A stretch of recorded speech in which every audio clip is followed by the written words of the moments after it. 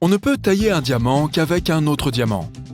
C'est le matériau naturel le plus dur de notre planète. Entre la pierre brute extraite du sol et le produit fini que tu vois dans les bijouteries, un diamant passe par tout un processus complexe. Avant de le tailler, on doit réfléchir à la forme qui lui conviendra le mieux, dans le but de ne pas perdre trop de pierre. Une ville de Norvège, située au nord du cercle polaire arctique, veut devenir la première zone au monde sans horaire. Le soleil ne s'y couche pas du tout entre le 18 mai et le 26 juillet. Les habitants ne veulent pas y appliquer le concept du temps afin de tirer le meilleur parti de leurs 24 heures. Comme ils ont une lumière du jour constante, ils ne peuvent pas se comporter comme le reste du monde. On peut parfois y voir des gens jouer au football, tondre leur pelouse ou peindre leur maison à 2 heures du matin. La tour de Pise est inclinée parce que le sol sous l'édifice est très mou. Ce dut être frustrant pour les personnes qui l'ont construite, mais elles ont fini par comprendre que la qualité du sol explique en partie pourquoi la tour est plus sûre en cas de tremblement de terre. En raison de la souplesse du sol, de la rigidité et de la hauteur de la tour, celle-ci ne résonne pas avec les vibrations sismiques. La raison pour laquelle la tour penche est exactement la même pour laquelle elle est toujours debout, même dans cette position inhabituelle. On ne voit pas vraiment le noir absolu dans une pièce noire.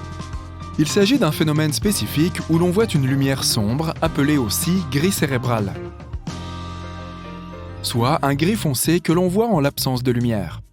Certains l'appellent même bruit visuel, car il s'agit d'un champ de petits points noirs et blancs en constante évolution. La pastèque est l'un des fruits les plus rafraîchissants et les plus hydratants, surtout pendant l'été. Mais si tu goûtes des bonbons aromatisés à la pastèque, ils sont généralement soit très acides, soit très sucrés, et ne ressemblent pas du tout à la pastèque. Le goût de la pastèque est pratiquement impossible à reproduire parce que ses principaux composés chimiques sont rares. Et les arômes de pastèque sont des mélanges d'arômes artificiels synthétiques bon marché. Il est possible de fabriquer des arômes très réalistes pour les bonbons et jus de fruits, mais cela coûte très cher aux entreprises. Certaines personnes aiment le faux goût de pastèque, mais la plupart des gens s'en tiennent à leur perception de ce goût fruité et ne sont pas fans de ces bonbons. Pourquoi y a-t-il une date d'expiration sur les bouteilles d'eau ? Bien sûr, l'eau ne se dégrade pas, tout comme le sel ou le sucre. Mais la bouteille en plastique, si. Et avec le temps, des produits chimiques s'infiltrent dans l'eau. Ces produits ne la rendent pas toxique, mais ils peuvent en modifier le goût, de sorte que tu ne sentiras peut-être pas l'eau fraîche de la montagne à laquelle tu t'attendais. Une autre raison est qu'il existe une règle selon laquelle tous les produits alimentaires consommables, y compris l'eau, doivent avoir une date d'expiration. En plus, les entreprises qui produisent ces bouteilles utilisent souvent les mêmes machines que celles qui mettent en bouteille les sodas, et celles-ci expirent vraiment. Il est donc plus facile d'apposer un tampon sur toutes les bouteilles que d'acheter de nouvelles machines juste pour les bouteilles d'eau.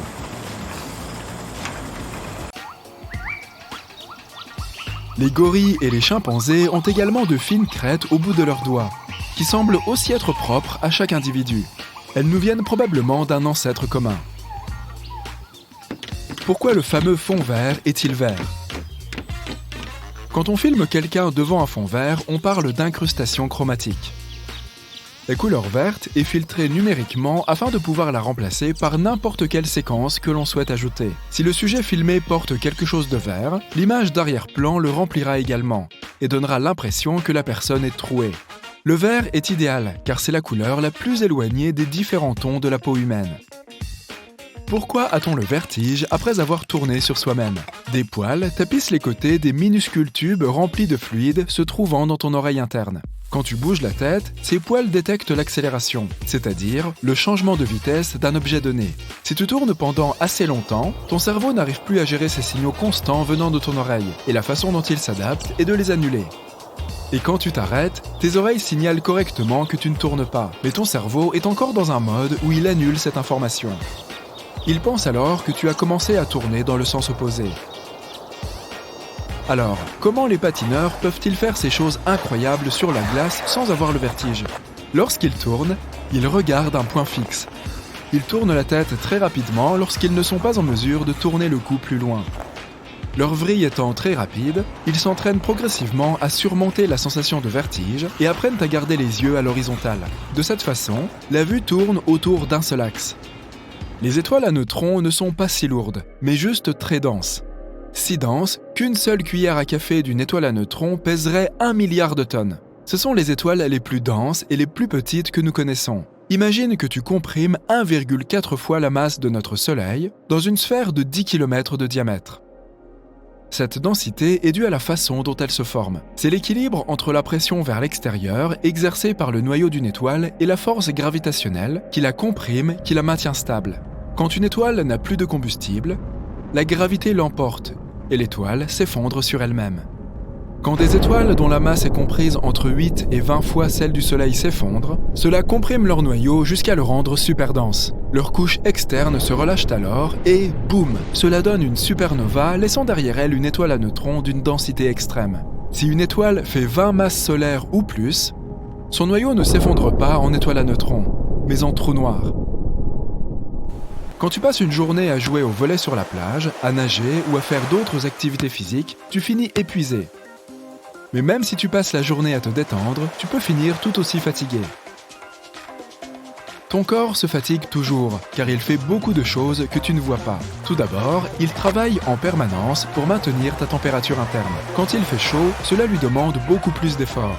Pour se refroidir, il dilate tes vaisseaux sanguins. Cela stimule ta circulation et aide ton sang à se rapprocher de ta peau, où il se déchargera de l'excès de chaleur. C'est aussi pourquoi on rougit quand on a chaud. On transpire aussi davantage, toujours pour nous rafraîchir, et notre métabolisme ainsi que notre rythme cardiaque augmente. On perd donc beaucoup d'énergie, même si on ne fait que se prélasser sur la plage. Pourquoi les animaux ont-ils des pupilles de formes différentes ? La pupille est un trou dans l'iris de l'œil, qui laisse passer la lumière jusqu'à la rétine. Les muscles de l'iris modifient la taille de la pupille, ce qui affecte la quantité de lumière qui passe à travers. Comme nos muscles sont placés dans un anneau qui se contracte vers le centre, les nôtres sont rondes. Cela présente certains avantages, tels qu'une mise au point cohérente sur l'ensemble de notre champ de vision. Mais les pupilles rondes ne peuvent pas se contracter aussi fortement que celles des animaux qui chassent ou qui sont chassés. Celles-ci ont donc évolué pour voir la nuit, mais la lumière du jour étant trop forte pour elles disposent de muscles supplémentaires qui les tirent en forme de fente durant la journée.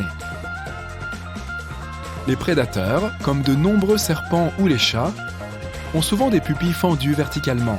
Ces pupilles leur permettent d'avoir une vision plus nette sur le plan horizontal et de mieux déterminer la distance réelle de leur proie. Les animaux dont la pupille est fendue horizontalement, comme les moutons et les chevaux, n'ont pas une vision nette sur les bords droit et gauche, mais ils ont une vision périphérique plus large et repèrent mieux les prédateurs. Les hommes choisissaient leurs futures épouses en fonction de leur capacité à faire un bon café. Heureusement, nous disposons aujourd'hui de machines à café qui nous permettent de choisir nos partenaires en se basant sur leur personnalité. À Constantinople, une femme pouvait demander le divorce si son mari ne lui fournissait pas assez de café. Selon les critères de l'industrie, il faut environ 56 grains de café pour préparer une seule dose de café. Beethoven, oui, je parle de l'un des plus grands compositeurs de tous les temps, comptait précisément 60 grains pour préparer son café du matin. Je suppose qu'il s'agissait plus d'un rituel que d'une recette particulière. Et toi, as-tu un rituel pour ton café du matin ? Un autre auteur de grands succès musicaux, Jean-Sébastien Bach, a même dédié une cantate au café, qu'il a appelée « Cantate du café ». C'est assez simple, non ? La cantate parle de la dépendance au café. Même si le café noir est censé être le plus répandu, tout le monde a goûté au moins une fois au cappuccino. Le cappuccino doit d'ailleurs son nom à la couleur finale de la boisson. Il s'agit d'une teinte joliment marron qui ressemble beaucoup à la couleur de la robe des capucins. De plus, la robe a un capuchon et le mot capuchon se traduit en italien par cappuccio. Le nom prend enfin tout son sens. Ceux qui n'aiment pas passer du temps à préparer le café optent souvent pour la version instantanée. Souhaitons un joyeux anniversaire au café instantané. Il fêtera bientôt ses 116 ans. Il a été inventé en 1907 et, jusque dans les années 1970, de nombreux consommateurs lui reprochaient son goût médiocre. Cependant, dans les années 1970, La technologie a évolué et les fabricants ont affirmé qu'il avait presque le même goût que le café fraîchement préparé. Le café instantané a également donné naissance à un autre produit populaire, les distributeurs automatiques de café. Le premier prototype a été inventé en 1947 et ces machines sont présentes depuis les années 1950. Il existe également des produits avec lesquels il n'est pas souhaitable de combiner le café. Numéro 1, la viande. La logique est simple, le café peut absorber le zinc dans le corps, il n'est donc pas conseillé de prendre un café après avoir mangé quelque chose qui contient du zinc. Je parle ici de la viande rouge, des huîtres et des haricots. Numéro 2, les aliments frits. Ces plats ont tendance à contenir beaucoup de mauvaise graisse. Et lorsque tu les combines avec de la caféine, ce mélange augmente le taux de cholestérol dans ton corps. Le numéro 3 peut surprendre, mais il n'en reste pas moins que le café et le lait ne font pas bon ménage. Le café ne permet pas au calcium d'être absorbé, de sorte que, techniquement, le lait n'apporte pas beaucoup de nutriments. Le Japon semble être l'endroit idéal pour les amateurs de café. Je veux dire, connais-tu un autre endroit où l'on peut littéralement se baigner dans le café ? Moi non plus. Ces thermes et ce parc d'attractions aquatiques, situé près de Tokyo, sont devenus célèbres pour leurs bains thermaux extraordinaires. Il y a 26 bains au total, remplis de café, de thé vert et de bien d'autres boissons. Seuls des ingrédients frais sont utilisés et les bains sont remplis tous les jours. Ainsi, pour fabriquer un bain de café, on fait infuser des grains de café avec de l'eau provenant de sources chaudes naturelles. Le prix est d'ailleurs assez raisonnable. Un billet pour adulte coûte environ 36 $. Si tu essayais de faire une baignoire à café toi-même, tu dépenserais sans doute plus. Il est temps de briser un autre mythe. Le café décaféiné contient bel et bien de la caféine. Une boisson décaféinée de taille moyenne renferme environ 7 mg de caféine, alors que le café ordinaire en compte environ 70. Oui, 10 fois moins, mais c'est suffisant pour perturber le sommeil. Quant au café classique, n'oublie pas que la caféine a une durée de vie de 6 heures et qu'il faut donc environ 12 heures pour l'éliminer complètement de l'organisme. Le café est à proscrire aussi bien avant de s'endormir que juste après le réveil. Le cortisol, l'hormone du stress, n'est pas seulement responsable du stress, mais aussi des cycles de sommeil. Son taux atteint son maximum entre 8 et 9 heures du matin, de sorte qu'une tasse de café ne fait qu'accroître l'anxiété matinale. Il est préférable de boire une tasse de café lorsque le taux de cortisol est au plus bas. Le cortisol atteint généralement un pic entre midi et 13 heures et entre 17h30 et 18h30. Pas de café à ce moment-là. Beaucoup de gens pensent que le café n'est pas une habitude très saine et optent pour de l'eau de bonne qualité ou d'autres boissons. Néanmoins, si tu ne peux pas dire non à ton plaisir coupable, essaye d'acheter un gobelet thermo et de préparer ton café à la maison. Ainsi, tu feras des économies et tu préserveras la nature, car les gobelets jetables ne sont pas recyclables et il faut au moins 20 ans pour qu'ils se décomposent. Faire un saut dans un café est peut-être un de tes rituels quotidiens, mais as-tu déjà compté combien tu dépensais pour cette habitude matinale ? Les milléniaux dépensent plus de 2000 $ par an pour le café, investissant parfois plus que dans leur retraite.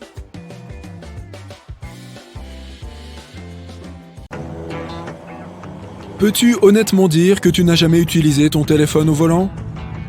Pourtant, tout le monde sait que ça peut être dangereux. Pour y remédier, certaines voitures récentes sont équipées d'une fonction spéciale appelée « affichage tête haute ». Cette option affiche les informations de conduite importantes devant toi, comme la vitesse et le GPS, afin que tu n'aies pas à détourner ton regard de la route. C'est comme un écran qui flotte sur la route devant toi. Cela peut t'aider à conduire de manière plus sûre et t'éviter une amende. Toutes les voitures ne sont pas aussi modernes. Pour conduire en toute sécurité, tu dois donc ranger ton téléphone. Heureusement, certaines voitures disposent d'emplacements spéciaux pour y placer ton téléphone pendant que tu es concentré sur la route. Un modèle spécifique de 2021, Chrysler Pacifica, dispose d'une option qui te permet de rabattre la deuxième rangée de sièges dans le plancher, ce qui est très utile pour transporter des objets volumineux. Mais lorsque les sièges sont relevés, ces espaces sont parfaits pour mettre des objets à l'abri des regards. N'oublie pas de les vérifier et de les nettoyer de temps en temps, car ils peuvent être des réceptacles à toutes sortes de petits objets, comme des frites ou des maillots de bain mouillés, qui commenceront certainement à sentir mauvais à un moment ou à un autre. Donc, garde quelques produits de nettoyage dans ta voiture au cas où. Tu es un fan de science-fiction ? Alors, voici une bonne nouvelle. Il s'avère que les voitures volantes sont peut-être plus proches de nous qu'on ne le pense, et ce n'est pas seulement pour leur aspect futuriste. Les constructeurs envisagent de développer de tels véhicules pour des raisons pratiques. Tout d'abord, nos routes sont de plus en plus encombrées. À l'avenir, nous aurons besoin d'autres moyens de transport pour faire face à un grand nombre de véhicules. On trouve en ligne de nombreux concepts de voitures volantes pour tous les goûts. Par exemple, il y en a une qui ressemble à un drone géant et une autre à un avion miniature. Les concepts les plus simples se contentent de prendre une voiture standard et de lui ajouter des ailes. Dans certaines voitures, un voyant en forme de flocon de neige s'allume parfois sur le tableau de bord. Au cas où tu te poserais la question, il s'agit d'un capteur important. Il est lié à la température extérieure. Il s'active en cas d'alerte routière due à une chute brutale de la température. Il peut parfois être accompagné d'un avertissement sonore ou d'un message sur le tableau de bord pour t'informer que les routes risquent d'être verglacées, afin que tu puisses adapter ta vitesse ou changer de pneus si nécessaire. De nos jours, les voitures ne sont pas seulement adaptées à la saison froide, elles sont également dotées de fonctions intéressantes pour les mois d'été, notamment des pare-soleil. Vérifie si ta voiture est équipée de ce dispositif supplémentaire. Ils sont amovibles pour aider le conducteur même lorsqu'il ne conduit pas directement face à la lumière du soleil. Certains pare-soleil peuvent également s'étirer, ce qui permet d'ombrager une plus grande surface. Si le tien ne le fait pas, il existe une solution simple. Acheter une rallonge de pare-soleil que tu peux même trouver en ligne. Elle se fixe sur les pare-soleil existants ou sur les vitres pour une meilleure couverture et une meilleure visibilité. Il se peut que ta voiture ait une autre fonction cachée. En réalité, celle-ci ne se trouve pas dans la voiture, mais dans ses pneus. De nos jours, certaines voitures sont équipées de pneus remplis de mousse. Ils ont été créés pour résoudre le problème des crevaisons sur les pneus remplis d'air. Les pneus remplis de mousse présentent les mêmes avantages que les pneus gonflés à l'air, mais sans le risque de fuite. Les pneus gonflés à l'air peuvent parfois perdre de l'air avec le temps, même s'ils n'ont pas été endommagés. Dans la plupart des voitures équipées de cette fonction, les pneus ne sont pas entièrement remplis de mousse ou d'air, mais d'un mélange des deux.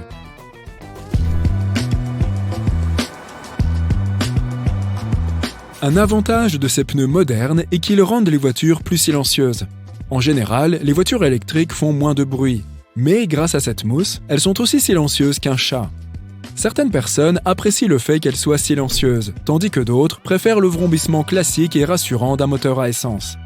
Mais même les conducteurs qui aiment le bruit des moteurs classiques peuvent apprécier le silence de ces nouveaux modèles, car ils restent très rapides.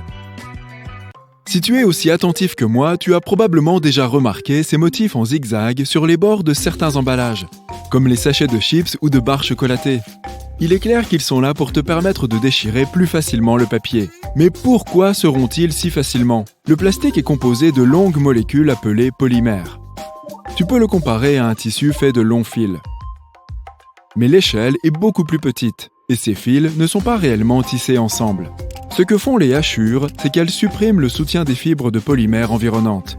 Si le bord est plat, les molécules sont entourées et en quelque sorte protégées par leurs voisins. Mais si le bord est irrégulier, les molécules situées sur les sommets des crêtes sont beaucoup plus exposées aux dommages mécaniques. De plus, un bord aussi irrégulier te permet d'exercer plus de force à un point précis, la rainure. Et une fois que cette zone a cédé, la rainure se déplace vers la zone suivante, ce qui provoque d'autres déchirures. Et ce processus se poursuit jusqu'à ce que tu cesses d'exercer de la force ou que tu aies fini de déchirer l'emballage. Mais ce n'est pas le seul secret de l'emballage. Je suis sur le point de te révéler des faits vraiment surprenants sur eux, tu vas voir. Le futur de l'emballage ressemblerait-il à cela ? Une entreprise suédoise a inventé une boîte de jus de fruits magique. Elle est faite de gel d'algues agar-agar et d'eau. Elle ne peut contenir que des smoothies et des jus. De plus, la boîte se dégrade d'elle-même au fur et à mesure que tu consommes le produit qu'elle contient. On dirait que le futur est déjà là. Cette odeur irrésistible de café qui te frappe littéralement dès que tu ouvres un pot contenant du café instantané ? Ce parfum n'est en fait qu'un arôme de café vaporisé sur le couvercle. Il s'agit de te faire sentir l'odeur alléchante des grains fraîchement moulus. L'un des principaux fabricants coréens de nouilles instantanées a imaginé un emballage innovant pour sa production. Il peut être utilisé en toute sécurité dans les micro-ondes. L'entreprise affirme que certains matériaux utilisés dans cet emballage peuvent rester intacts sans fondre, même à des températures élevées. Eh bien, cela rendra certainement le processus de réchauffement de ton déjeuner beaucoup plus rapide. Presque tous les aliments que nous consommons ont une date de péremption. Mais cette règle ne s'applique pas à l'eau. Mais alors, comment se fait-il qu'il y ait une date de péremption sur chaque bouteille d'eau ? Il n'y a pas de paradoxe ici. Cette date de péremption se réfère à la bouteille, pas à l'eau qu'elle contient. On dit que, quelle que soit la marque, toutes les chips ont une date de péremption qui se termine un samedi. C'est parce qu'une semaine de production commence un dimanche et, par conséquent, se termine un samedi. Eh bien, j'ai vérifié mes provisions et il semble que ce soit vrai. Va voir dans ton placard et écris dans les commentaires ce que tu as découvert. Le papier bulle a été conçu à l'origine pour servir de papier peint texturé. Il a été inventé en 1957 par les ingénieurs Mark Chavan et Alfred Fielding dans le New Jersey. Ils ont scellé ensemble 2 rideaux de douche emprisonnant à l'intérieur un peu de bulles d'air et ont voulu vendre le produit résultant comme une sorte de papier peint innovant. Malheureusement, le produit s'est avéré être un échec, en tant que papier peint. Les inventeurs ont alors commencé à le vendre comme isolant pour les serres.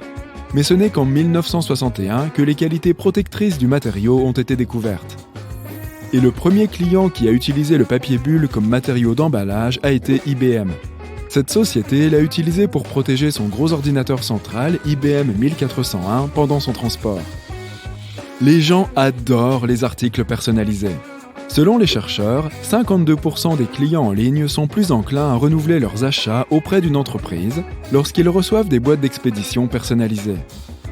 Si tu as déjà vu quelqu'un déballer des produits Apple, tu as probablement remarqué que la société utilise des emballages très basiques. Cela t'a probablement fait croire qu'Apple ne faisait pas de gros efforts en la matière. Mais ce n'est pas vrai.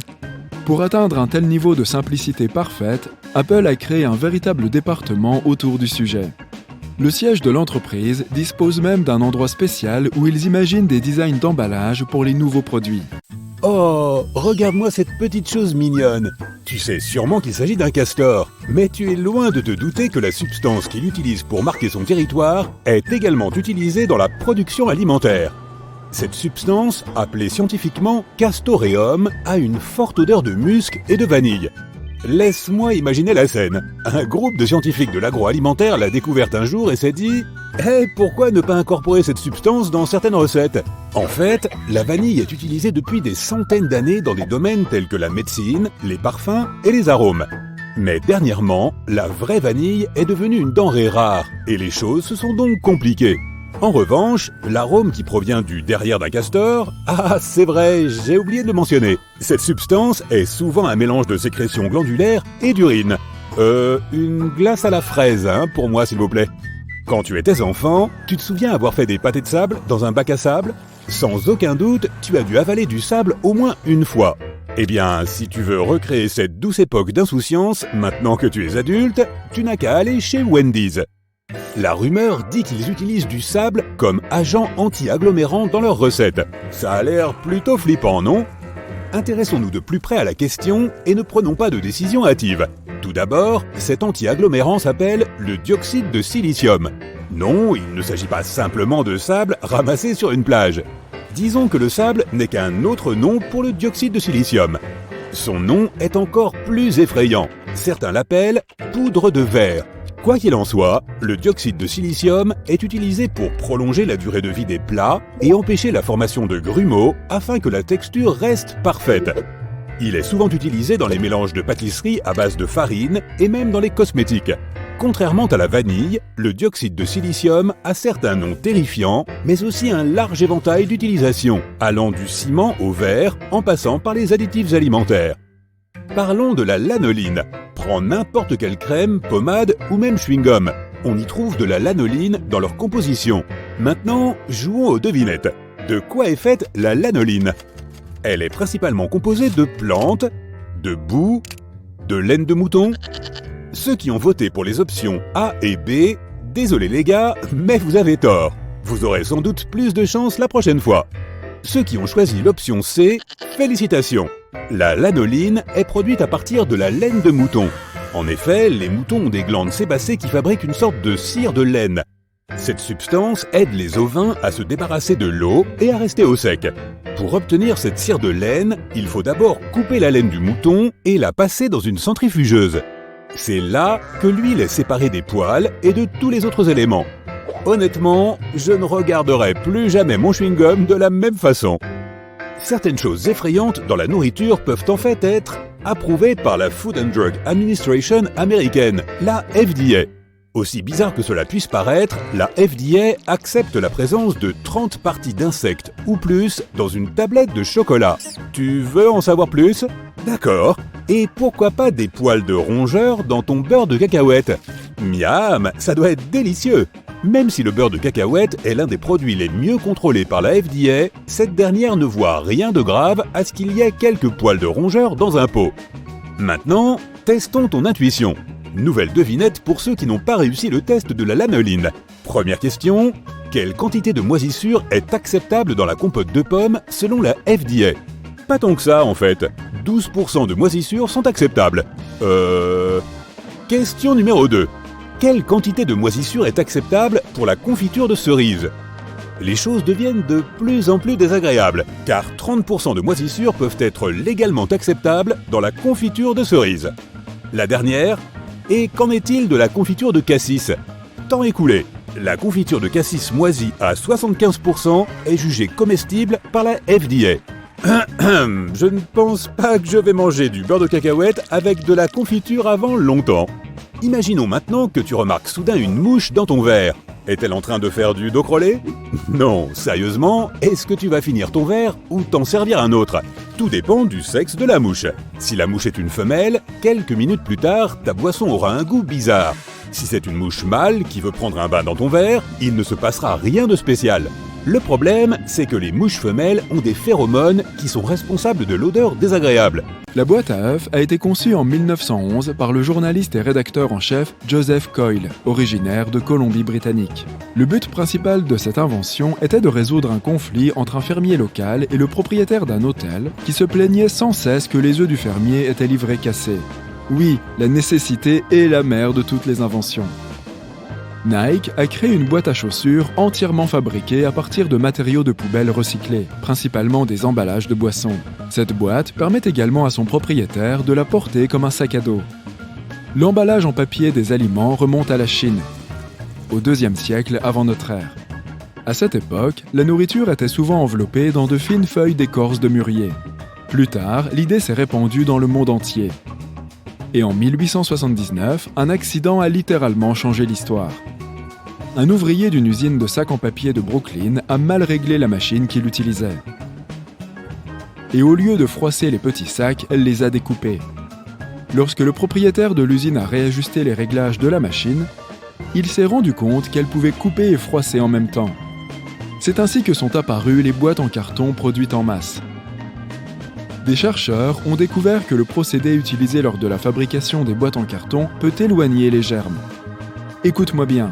Pour fabriquer du carton, ils façonnent des couches de papier et les collent à une température pouvant atteindre 90 degrés Celsius. C'est plus chaud que ce que la plupart des bactéries novices peuvent supporter. C'est pourquoi les boîtes en carton sont un moyen plutôt sûr d'emballer les aliments.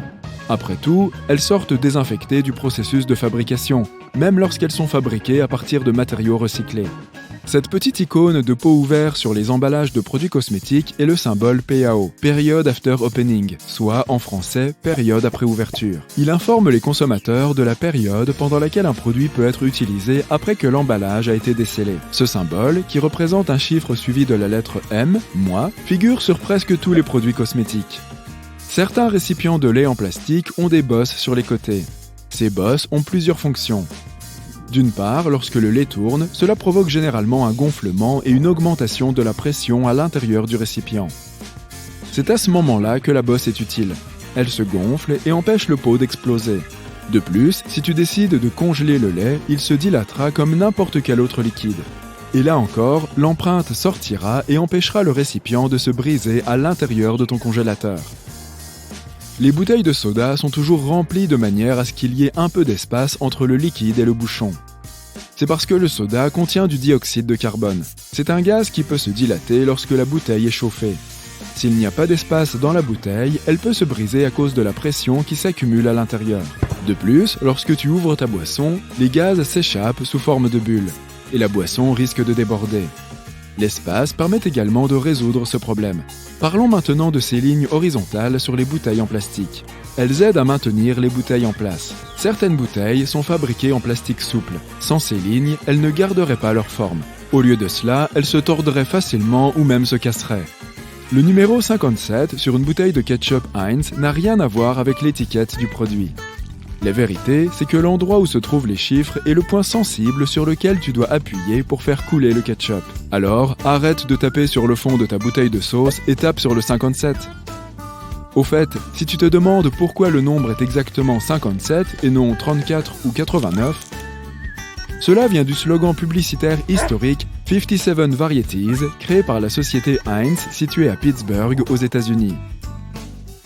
Cette campagne publicitaire parlait aux clients des nombreux produits fabriqués par l'entreprise.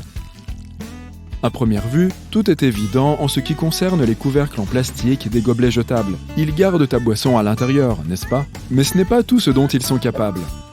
Dès que tu as trouvé un endroit confortable et que tu te prépares à siroter ta boisson, tu peux utiliser le couvercle comme sous-verre. Si tu regardes attentivement, tu remarqueras des stries spéciales qui épousent parfaitement le fond de ta tasse. La taille de chaque couvercle s'adapte au fond du gobelet correspondant. La partie ronde et douce, située sous le bouchon d'une bouteille de soda, empêche la teneur en gaz carbonique de s'échapper. Sans elle, ta boisson gazeuse deviendrait plate en un rien de temps, probablement avant même que tu ne l'achètes. T'est-il déjà arrivé de t'asseoir dans la salle de bain et de te demander pourquoi le papier hygiénique est orné de motifs fantaisistes? Si tu y restes assez longtemps, je suppose que tu finiras par te poser la question. Il s'avère que ces motifs ont en fait une utilité. Ils servent à gonfler un peu le papier et à le rendre plus absorbant. Les motifs uniques permettent de différencier les produits des diverses entreprises sur le marché. Par ailleurs, le papier toilette recyclé existe bel et bien, mais il n'est pas aussi populaire ou bien vendu aux États-Unis qu'en Europe et en Amérique latine. C'est tout ce que j'ai à dire à ce sujet. Ah oui, l'un des plus grands mystères du monde des snacks. Pourquoi les crackers ont-ils des trous? Pour commencer, les crackers sont des pâtes hydratées, ce qui signifie qu'ils contiennent beaucoup d'ingrédients humides par rapport aux ingrédients secs, comme la farine et le sel. Ainsi, lorsque la pâte hydratée cuit, elle libère de la vapeur à mesure qu'elle est chauffée. Le résultat est ce que l'on appelle une mie ouverte, c'est-à-dire une texture pleine de petites poches d'air. Pour obtenir un craquelin parfaitement croustillant, la pâte doit libérer la vapeur qui s'y est accumulée. C'est là que les trous sont utiles. Et c'est à eux que l'on doit cette texture croustillante. L'étoile que nous observons sur certaines vieilles maisons et granges n'est pas une chose à laquelle nous prêtons attention, mais elle nous est pourtant très familière. On l'appelle étoile de grange, quel que soit l'endroit où elle se trouve. Si on la place sur un château, elle reste une étoile de grange. Personne ne sait exactement d'où elle vient ni ce qu'elle signifiait à l'origine, mais elle est devenue particulièrement courante à la fin du 19e siècle. Apparemment, les gens avaient l'habitude de peindre des figures géométriques sur leurs granges, et chacune d'entre elles avait une signification. L'étoile était censée porter chance. Certaines personnes l'interprètent également comme un signe de bienvenue et ont commencé à l'apposer sur leur maison. D'autres disent simplement qu'elles ont l'air cool et qu'elles n'ont qu'une fonction décorative. Remarquez que les fiches électriques ont des trous dans leurs broches, mais à quoi servent-ils? Il y a un siècle, lorsque les premières fiches ont été conçues, elles avaient des branches dotées d'encoches. Ces encoches s'alignaient sur les bosses à l'intérieur des prises pour les maintenir en place et éviter qu'elles ne tombent. Plus tard, les encoches ont été remplacées par des trous, dans le même but. Les prises modernes n'ont pas besoin de trous pour être fixées à l'intérieur, elles le sont par friction et pression. Les trous sont toujours utiles, mais uniquement lors de la fabrication. Certains insèrent une tige dans les trous pour stabiliser les prises pendant qu'ils les enveloppent dans du plastique. Pour le reste, les trous n'ont aucune utilité et ils sont facultatifs. Les fabricants peuvent donc décider de les utiliser ou non. Il y a quelques jours, je conduisais et j'ai remarqué des arbres dont la partie inférieure était peinte en blanc. Il s'avère que c'est une pratique courante. Les troncs inférieurs des arbres sont peints en blanc afin de lutter contre l'échauffement dû au soleil. La brûlure par le soleil se produit en hiver, et c'est le processus par lequel des fluctuations extrêmes de température provoquent la fissuration de l'écorce de l'arbre. La couche de peinture blanche sert de protection solaire durable pour l'arbre. Cette méthode de peinture des troncs d'arbres est également utilisée dans les vergers et les exploitations agricoles. Elle permet de protéger les jeunes arbres et de leur donner les meilleures chances de survivre à leurs premières années. Si tu imagines un prisonnier comme dans les films, tu le visualises probablement avec une combinaison orange. C'est bien le cas aux États-Unis, mais il n'en a pas toujours été ainsi. À l'origine, les prisonniers américains portaient des uniformes à rayures noires et blanches. C'est au début du XXe siècle que les choses ont commencé à changer. Et remplacer ce motif par autre chose était un moyen d'empêcher toute association possible avec un éventuel gang. Les combinaisons oranges sont apparues dans les années 70. Les détenus ne les portent pas toujours, seulement lorsqu'ils sont transférés ou lorsqu'ils sortent. Pourquoi donc ? Pour une meilleure visibilité. En portant de l'orange vif, un détenu ne peut pas s'échapper et se perdre facilement dans la foule. Bon, poursuivons avec les uniformes. Les astronautes, par exemple, portent toujours du blanc. Et il y a une bonne raison à cela. L'espace n'est pas l'endroit le plus sûr. Et les températures y sont extrêmes, passant d'une chaleur accablante à un froid glacial. Le blanc est la couleur qui reflète le mieux la chaleur. Et c'est excellent pour les systèmes de refroidissement et de chauffage d'une combinaison spatiale. Et le dernier point, dans l'obscurité de l'espace, le blanc est la couleur la plus visible. C'est donc un atout non négligeable. Ok, tout ça c'est logique, mais alors pourquoi les pompiers ne portent-ils pas du blanc pour réfléchir la chaleur ? Eh bien, quand tu es entouré de flammes, la couleur de l'uniforme ne fait pas une grande différence. Et le problème avec le blanc, c'est qu'il se couvre vite de cendres et de poussière, de sorte qu'il ne reste pas blanc bien longtemps. Avec le noir ou le marron, il n'y a pas de tel problème, ou du moins, ça ne se voit pas tant que ça. Les pompiers ont aussi des bandes réfléchissantes sur leurs uniformes, ce qui les rend plus visibles. La prochaine profession qui vient à l'esprit est celle des policiers. Et quelle couleur portent-ils ? Eh oui, du bleu foncé. Cette couleur était déjà en vigueur dans les rangs de la maréchaussée dès le début du 19e siècle au Royaume-Uni. L'uniforme était bleu pour qu'il soit facile de distinguer les policiers des soldats, qui portaient du blanc et du rouge à l'époque. Lorsqu'un service de police a été créé aux États-Unis quelques décennies plus tard, il a suivi la même tradition. Il est intéressant de noter que la teinte de l'uniforme n'a jamais changé. Il s'avère que c'est une couleur très pratique. On ne distingue pas les taches dessus. Elle présente aussi l'avantage de rendre les forces de l'ordre moins visibles la nuit. Les travailleurs médicaux portent généralement des uniformes d'une nuance de bleu ou de vert, le blanc se faisant de plus en plus rare. Il y a une raison à cela. Avant le XXe siècle, le corps médical portait souvent des vêtements ordinaires, même lorsqu'ils effectuaient des opérations chirurgicales. Avec le développement de la médecine, les gens ont commencé à accorder plus d'importance à un milieu stérile. Ils ont donc commencé à porter un uniforme. Au début, il était blanc pour signifier la pureté et l'hygiène. Mais le problème était que certaines tâches étaient extrêmement difficiles à laver. La couleur blanche devenait vite très verdâtre. Il était donc logique de rendre cet uniforme vert ou bleu. Il y avait aussi une autre raison. Les chirurgiens se concentrent surtout sur la couleur rouge pendant leur travail. Le bleu et le vert se trouvent exactement du côté opposé du spectre. Donc, si tout le reste est bleu verdâtre, le rouge ressort encore davantage. Pourtant, c'est une erreur de penser qu'ils portent tous exactement la même couleur. Dans de nombreux hôpitaux de par le monde, les différents services sont codés par couleur, pour ainsi dire. Cela signifie que les différents départements et corps de métier portent des blouses de différentes couleurs. Cela permet au public et autres médecins de comprendre facilement qui est cette personne et de faire tout de suite la différence entre les infirmiers, les médecins et les chirurgiens. Cela aide à adresser une demande spécifique à la bonne personne. Mais le détail le plus curieux de la tenue des infirmiers, c'est probablement leurs mocassins. Pourquoi affectionnent-ils ce type de chaussures ? Eh bien, il s'avère qu'elles sont plus faciles à nettoyer et à stériliser. La mousse plastique dont elles sont faites peut être lavée à la main ou à la machine. Et la chaussure ne sera absolument pas endommagée. De plus, elles sont évidemment douces, confortables et bien aérées, ce qui en fait les meilleures chaussures pour des personnes qui passent toute la journée debout. Tu t'es déjà demandé pourquoi la plupart des médecins ont une écriture aussi négligée ? Non, on ne donne pas de cours spécial à cet effet dans les facultés de médecine. La raison pour laquelle le phénomène est si courant est que les médecins sont souvent pressés et qu'ils écrivent aussi vite que possible. Ils n'ont donc pas le temps de se soucier de leur style d'écriture. N'oublie pas non plus que tu n'es pas la seule personne pour laquelle ils écrivent une ordonnance ce jour-là. Les médecins font beaucoup de paperasse, parfois pendant 10 heures d'affilée. Et ils sont tout simplement trop fatigués la plupart du temps pour se préoccuper de la calligraphie. Dans la plupart des pays, les robes de mariée sont blanches. Mais cette tradition n'est pas aussi ancienne que tu pourrais le penser. Jusqu'au 19e siècle, les robes de mariée étaient de n'importe quelle couleur. En gros, la mariée se contentait d'aborder sa plus belle robe. Souvent, elle n'était pas blanche. Vois-tu, à l'époque, sans eau courante, le blanc n'était pas la couleur la plus pratique. Les femmes de l'aristocratie se mariaient souvent en rouge. C'est la reine Victoria, en 1840, qui a bousculé la tradition en se mariant dans une robe blanche. C'était assez mal vu au début, car le blanc était associé au deuil. et n'était donc pas une couleur très festive. Pourtant, moins d'une décennie plus tard, le blanc s'est trouvé plus largement accepté et a commencé à être associé à la pureté et à l'innocence. J'ai remarqué que dans les vieux dessins animés, de nombreux personnages portent des gants blancs. J'ai fait quelques recherches et j'ai découvert qu'à l'époque où les films d'animation étaient en noir et blanc, le fait de mettre des gants blancs aux personnages permettait de faire ressortir les mains par rapport au corps noir. L'animation a ensuite évolué, mais les gants sont restés une tradition Disney. Mais il y a aussi d'autres raisons.